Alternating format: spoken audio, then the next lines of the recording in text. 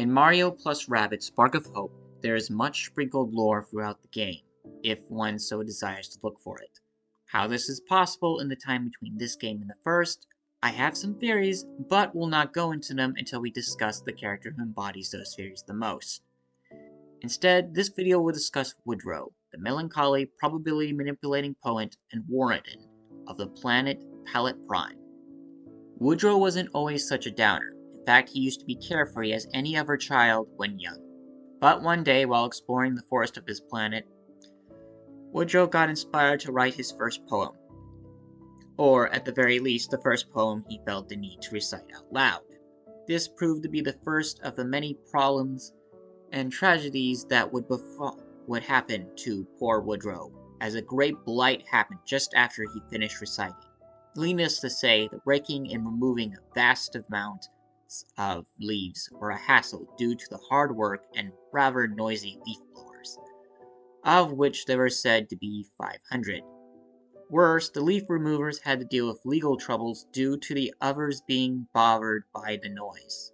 Shaken, but not deterred, the young poet will go on to write another poem, with this one preceding an army of invaders who enslaved his people.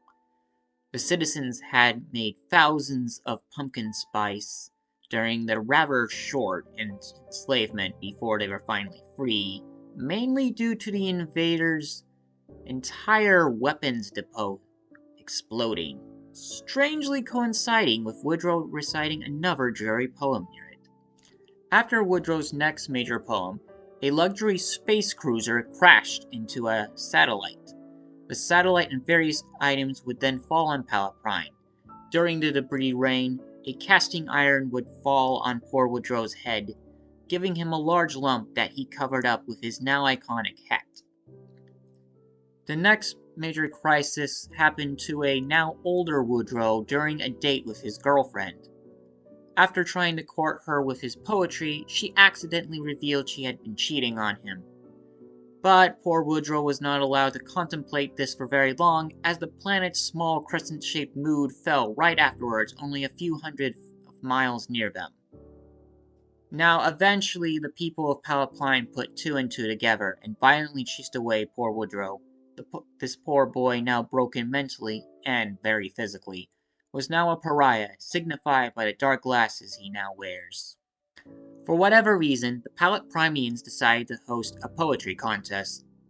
Woodrow thought the best way to get back in his people's good graces was to enter disguised, with the hopes that nothing would happen.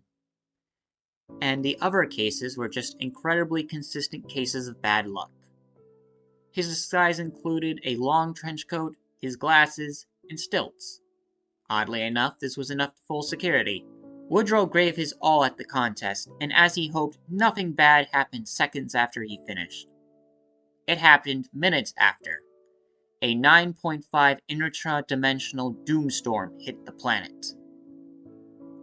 The storm caused many troubles, one of which was creating a dimensional rift that dropped an entire steamship on poor Woodrow.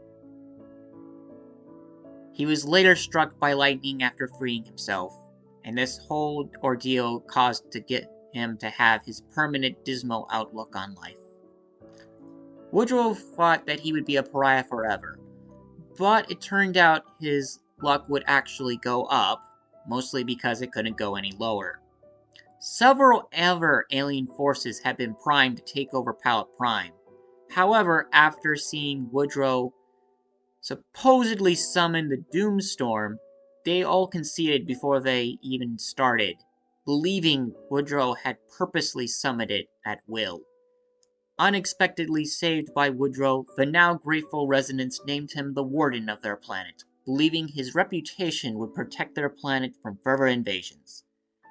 Unfortunately, this would not deter the simple-minded strong-woman Spark Hunter Bedrock from leading an attack on Palette Prime, although she did cut him off from his town.